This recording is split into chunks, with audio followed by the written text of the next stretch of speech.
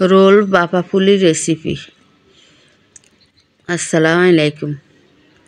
এই জায়গায় একটা কড়াই বসাই দিলাম। কড়াইয়ের মধ্যে পরিমাণ মতো পানি দিই, লবণ দিয়ে দিলাম পরিমাণ মতো। এরপরে এই জায়গার মধ্যে পানিটা ভালো করে উতরে আইলে এই জায়গার মধ্যে দিয়ে দিলাম কিছু দুধের গুঁড়ি। আপনারা চাইলে পানির পরিবর্তে দুধও দিতে পারেন। এরপরে দেওয়ার পরে দিলে একটু সুন্দর গ্রান আইয়ে পিঠাটা খাইতে ভালো লাগে দুধ দিলে। এরপরে জায়গার মধ্যে আধা কাপের মতো দিয়ে দিলাম সুজি, আধা কাপের মতো দিলাম আপনার আতপ চাউলের গুঁড়া, শুকনা গুঁড়া। দেওয়ার পরে এগুলারে ভালো করে একটা ডো বানাই লইব। আমরা রুটির ডো যেভাবে বানাই, একবারে নরমও না শক্তও না, ওরকম। এরপরে বানানোর পরে ওটা উডে হেলাই দিলাম, উডে এক সাইডে রাখি দিলাম। এই জায়গায় কিছু কোরানো ফ্রিজ আসিল তো নারিকেলের লাই কোরাইতে এরকম হয়ে গেছে।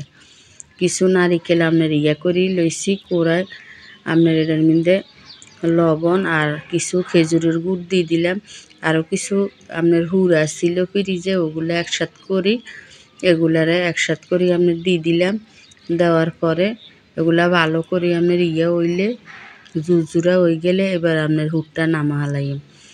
নামাই যে ডোটা করে রাখছি সুজি আর দিই চাউলের গুঁড়া দিই, ওই ডোটা একটু ঘি হাতে লই এইভাবে আপনার একটু ভালো করে মতি খেলাইম। ঘিটা হাতে লইলে হয় কি আপনার ডোটা সুন্দর হয়, একবার স্মুথ হয়। আর লগে হাতের মধ্যেও লাগে না, আপনার ফ্লেটও লাগে না।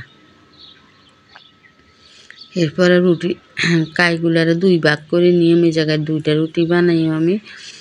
এরপরে বানানোর পরে এগুলারে ভালো করে মতি একটা দে। এবারে আপনার অল্প কয়টা চাউলের গুঁড়া উপর দিয়ে দিই, আতপ চাউলের গুঁড়া দিলাম, দিই এবার রুটিটা বানাই নিয়ে এই যে এইভাবে করে বানাই নিয়ম।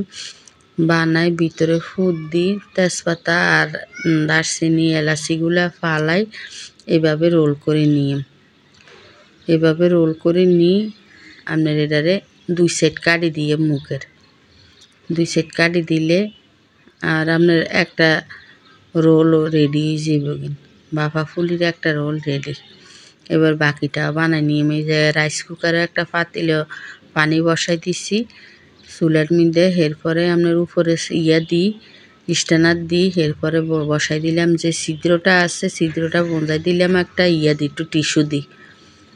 দেওয়ার পরে এগুলো 15-20 মিনিটের ভিতরে এটা রেডি হয়ে যাবে পিঠাটা।